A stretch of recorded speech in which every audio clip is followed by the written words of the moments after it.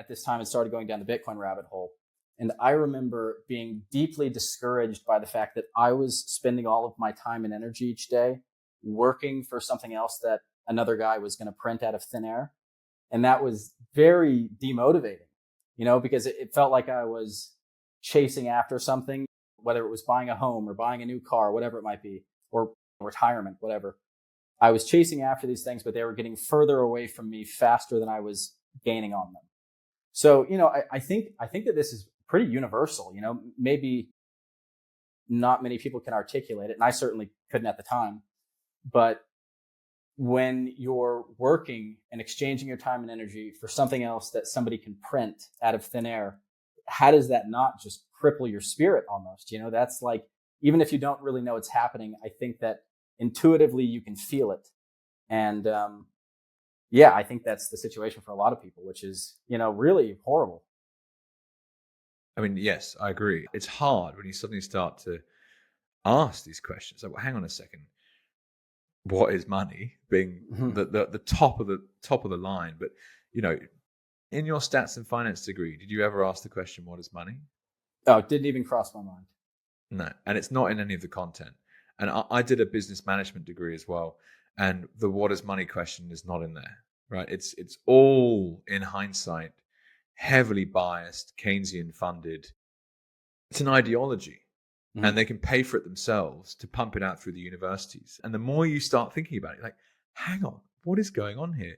If you can print your own money and do it at such scale that some people don't quite notice the inflation, and therefore you can keep doing it, keep doing it, keep doing it, keep doing it. I mean, like, what is a trillion? Like, a trillion is such a gargantuan size. It's hard to comprehend how big that is. Yet at the same time, it's like, well, what would you do with that? Well, you'd spend it on things you want. And obviously, creating a perpetual cycle of more and more people that believe this is actually good for them is one way of continuing to get richer and richer and richer. And it makes sense. You're like, oh, well, the incentive is obviously teach them that it's good for them. Right. And you never ask that. So I've often said that in my lifetime, until I really came across Bitcoin, I was highly trained in how to make money, but never asked the question, what is money? And that was a far, far more useful economic question than anything else I'd ever asked. And I mean, here we are today, essentially making podcasts, talk about Bitcoin, investing in things, be like, whoa. Well, I remember when the question, I forget exactly how I had come across it, maybe with one of my friends who we kind of went down the Bitcoin rabbit hole together. But I remember us at the time thinking, like, we have been in school for 17, 18 years of our life. And how did this never come up? Nobody thought to pose this question. Hello. It almost felt like, yeah, right. It's like, boy, it seems like that might have been an important one to talk about a little bit. But, I think it's why when you start asking it and you find that question, you go so hard down the rabbit hole because it feels like somebody doesn't want you to be asking that question. It's like, why do none of us even, why are none of us paying attention to that? It's hard to stop going down it because everything starts making more sense. So as someone who's done, I did statistics at degree level, I just scraped through the module, but okay, there are some parts of obviously mathematics that's actually useful, but there's a lot of mathematics that I studied that's completely useless. And it's like, why would I have even bothered spending time doing that? The same applies for different parts of macro and microeconomics, which is actually far worse than the mathematics. At least the mathematics is grounded in some kind of reality. This stuff is I remember looking at these crazy formulas about, and you're like, what is this shit?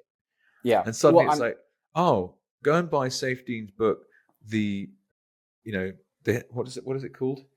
Bitcoin Standard or the fiat money? Well, that, and then he's got the economics textbook as well.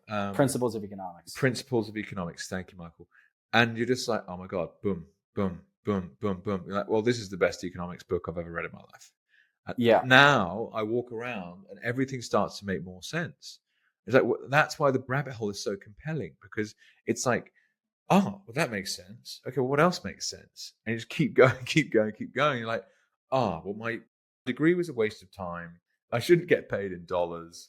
I definitely don't eat the right stuff. I spend my time doing things that are for other people, not for myself. And half my shit's taken off me every year. without really any, oops, I paid tax in every single area of my life. And it's a crazy rabbit hole, isn't it? Oh my gosh.